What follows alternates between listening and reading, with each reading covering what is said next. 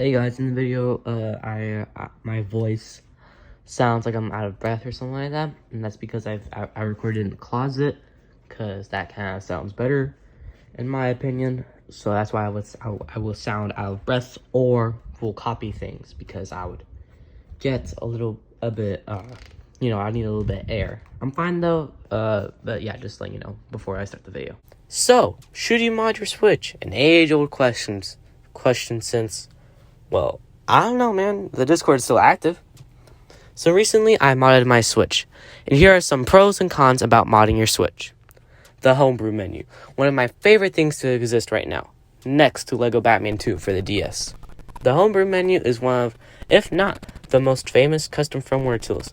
I mean, I have it on my Wii, 3DS, 2DS, and now Switch.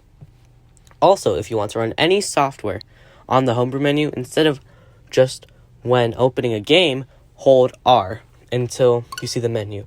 This will make running games like N64 or above not to crash when you load the core.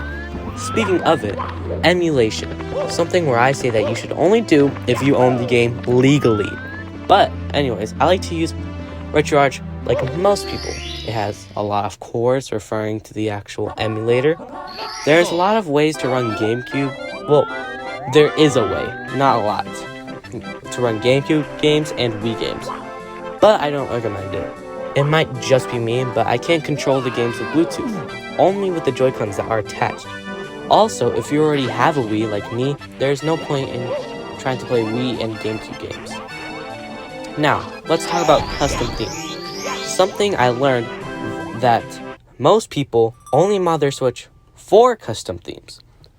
Also, I learned that from Damn It Jeff. And before you ask, it's spelled like a water dam. He made a really good Switch video like a year ago, and you should definitely check it out after this video. I'll leave a link in the description. I can only imagine what Nintendo thinks about him. Sir, this guy named Jeff made a YouTube video on his mod Switch. Damn it, Jeff. But to get a custom theme, all you have to do is just download Themeser on the Homebrew App Store, go to the Themeser's website, link in the description, and put the themes in your themes folder and install them via Themeser on Homebrew. Also, if you are enjoying the video so far, it would really help the channel if you liked and subscribe, so I know to make more content like this. Now, let's talk about the cons. One thing you will have to do constantly is take out and putting your microSD card. I even broke my fingernail as of writing this script of just trying to take out the SD card. You will have to erase all your data from your SD card. I upgraded mine from 128 gigabytes to 512 gigabytes. I'll leave an Amazon link because it's really cheap and has great reviews. You might be wondering, why do I have to erase my microSD card's data? That's because unless the microSD card is already formatted to FAT32, you'll have to delete it so you can format the SD card. So also, when you have to do it, you have to get this USB Type-C charger. Usually you get them in Switch Pro controllers. I'll say that later on in the video. But the problem is that you always have to turn off the Switch. No, you have to plug in the thing, then turn off the Switch, then take out the micro SD card. That's just plugging it into your computer. A bit complicated, but not really irritating to the point where I would not mod my Switch for that. But that's just personally.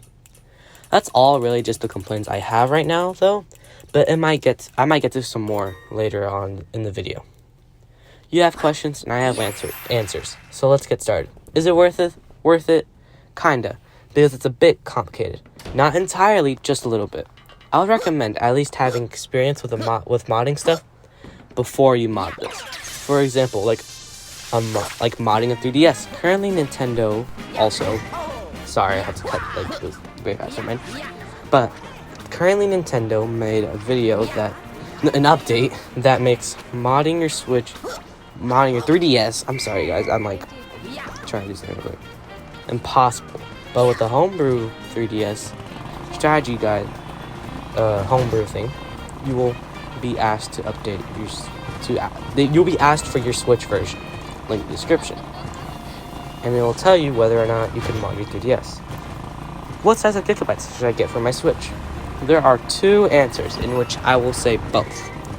First answer is that if you have a lot of games on your Switch that are digital and you store them a lot, you store them all on your SD card and stuff, I would say more than if you have more than like 100 gigabytes of games worth, then upgrade to 512 gigabytes.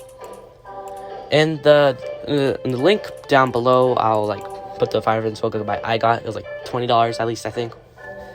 Also, I do recommend you at least have 128 gigabytes for like any kind of thing, because if you have under 64 gigabytes, you will have like less. It will be harder to mod your Switch.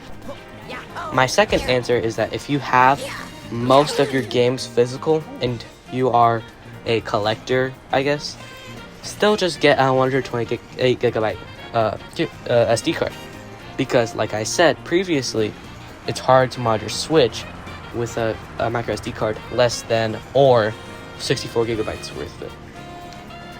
What part of the console is modded? Only the micro SD card. It is possible to mod the actual Switch, but there's no point in doing that because you can get banned easier. Can my Switch be modded? Only OG Switch can be modded without going inside the Switch. What do I mean by that? Is that if you want to mod an OLED, let's say, you will need a $100 chip and someone to micro solder it in the Switch. What do I need to mod my Switch? The USB Type-C charger I was talking about earlier. You can get these with a Pro controller or, buy it on Amazon. And if you have an OG Switch that you can mod, there is a jig that you will need. It takes you basically in recovery mode, and it's very useful instead of using two paper clips, I think, because that can like mess up the Switch. I'll leave a link down below. They're super cheap. They cost less than $10. And now, how do I know if I can mod my Switch? There's a website that I will leave a link down below, and you just type 6 digits of your serial number, and it will tell you if you can mod your Switch or not. Where do I go to mod my Switch? I will leave a written guide down below, which I recommend more instead of these videos, because you can just because the written guides get updated more often and instead of YouTube videos, And where do I go to mod my Switch? Like I said before, my bad guys, I'm sorry. Can I get banned? Absolutely. It's really easy not to get banned though. Just don't use cheats online, don't play with something modded. Sometimes there's safe mods like for Super Smash Bros. And don't play pirated games online. And guys, it's like really easy just to not play pirated games. Like just borrow your friend's games or something like that. There's ways to get to dump the files, which I won't leave links to because I don't feel like doing that. Well, that's all I have to really say in the video. I hope you guys enjoyed the video. Make sure to like and subscribe. This was a really long video to write and I guess record a little bit. It would also just help out the channel out. Anyways, goodbye.